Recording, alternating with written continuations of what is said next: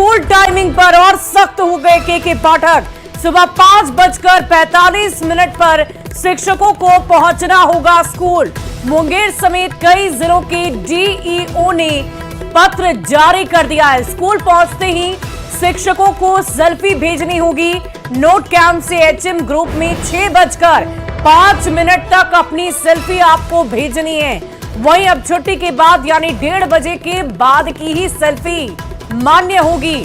अगर ऐसा नहीं होता है तो एचएम समेत सभी शिक्षक अनुपस्थित माने जाएंगे। सभी के वेतन की कटौती कर दी जाएगी।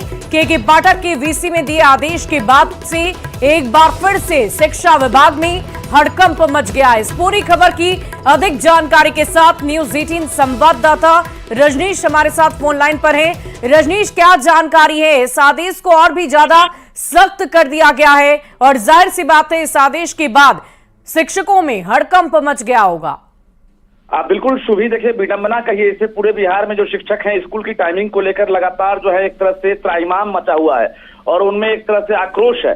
दूसरी तरफ राज्यपाल ने मुख्य सचिव को पत्र लिखा है, गर्मी छुट्टी की अवधि है उसे बढ़ाया जाए। लेकिन इस बीच अभी के पाठक ने जो वीसी में जो अधिकारियों को निर्देश दिया है, अब अधिकारी जो है एक्शन लेने पर सीधे अब जो है उतारू हो गए। उन्होंने पत्र लिखा है, अभी मुंगेर के डीईओ हैं और कई डीईओ हैं, उन्होंने पत्र लिखकर यह आदेश दे दिया है कि अब सुबह 5:45 तक हर हाल में जो है शिक्षक उन्हें अब स्कूल पहुंचना होगा और उसके साथ साथ चेतना सत्र की जो है उसकी शुरुआत 6 बजे सुबह हो गई। रजनीश, अगर हम देखें तो यहाँ पर विरोधाभास की स्थिति नजर आ रही है। एक तरफ राज्यपाल में, राजभवन में हरकत नजर आई कि गर्मियों की छुट्टी को बढ़ाया जाए, शिक्षकों पर, बच्चों पर इसका विपरीत असर हो रहा है मौसम का, और इधर एक तरफ के पाठक की सख्ती जो है वो और भी ज्यादा बढ़ती हुई जा रही है।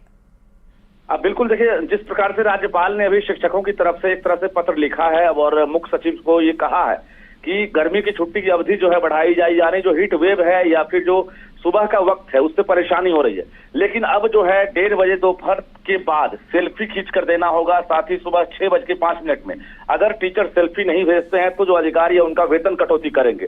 तो कहीं ना कहीं अब जो विरोधाभास है और बढ़ेगा और शिक्षकों का आक्रोश और बढ़ने लगा है, क्योंकि के पाठक बैकफुट पर आने की बजाय और जो है कड़ाई से जो है पत्र जारी करवा रहे हैं। जी शुभी। रजनीश, ये बताइए कि ये पत्र तो अब जारी हो गया है, अब इस आदेश को कल से मुझे लगता है कि सभी शिक्षकों को मानना भी होगा।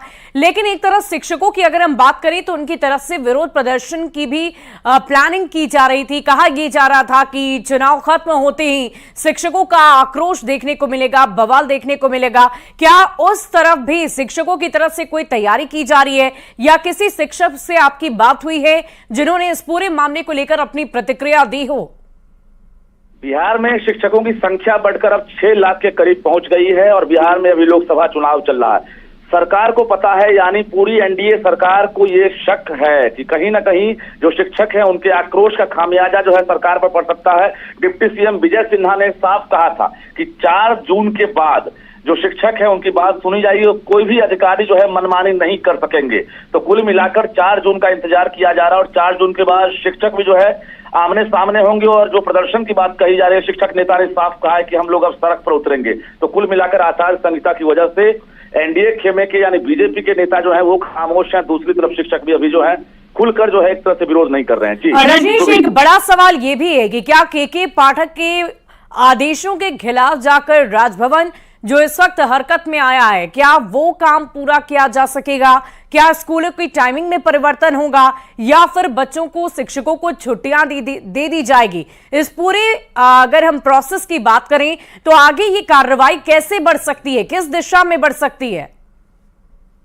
हूं या फिर जो शिक्षक कोटे के जो एमएलसी है उनका दावा है कि आज तक बिहार का इतिहास रहा है सुबह 6:30 बजे से पहले कभी स्कूल का संचालन नहीं हुआ और यही डिमांड कर रहे हैं। के पाठक नहीं मान रहे हैं और अब इसका खामियाजा जो है एक तरह से कई दुर्घटना हुई है। यानी जो शिक्षक हुए हैं वो असमय काल के गाल में समा गए हैं। सुबह का वक्त होता है, भागम भाग में शिक्षक जो है दुर्घटना के शिकार हो रहे हैं। बच्चे जो हैं वो स्कूल नहीं पहुंच रहे हैं। कई स्कूल में बच्चे सोते मिल रहे हैं या 6:30 से पहले बच्चे स्कूल नहीं पहुंच रहे हैं। लेकिन शिक्षक थोड़ा भी अगर लेट हो रहे हैं तो तुरंत कार्रवाई हो रही है। एक तरह से समझिए अब राज्यपाल जो है जिस प्रकार से पत्र लिखे हैं, राज्यपाल के पत्र के बाद अब मुख्य सचिव के बाद क्या कार्रवाई होती है, क्योंकि के पाठक जो है इससे पहले राज्यपाल की एक बात नहीं माने और राज्यपाल और के पाठक के बीच लगातार तकरार भी जारी है। अब मुख्य सचिव जो है उनके बीच जो है एक तरह से गेंद है उनके खेमे में, क्या होता है आने वाला वक्त बताएगा। जी शुभी बहुत बहुत शुक्रिया रजनीश हमारे साथ जुड़ने के लिए। इस पूरी खबर पर आप लगातार नजर बनाए रखें। तो ये विरोधाभास की स्थिति है, विडंबना की बात है कि आखिर के पाठक की तरफ से ये निर्णय और भी ज्यादा सख्ती से क्यों लिया जा रहा है, ये भी एक बड़ा सवाल है। इधर आपको बता दें कि इसके पहले स्कूलों में गर्मी की छुट्टी पर राजभवन हरकत में आया था।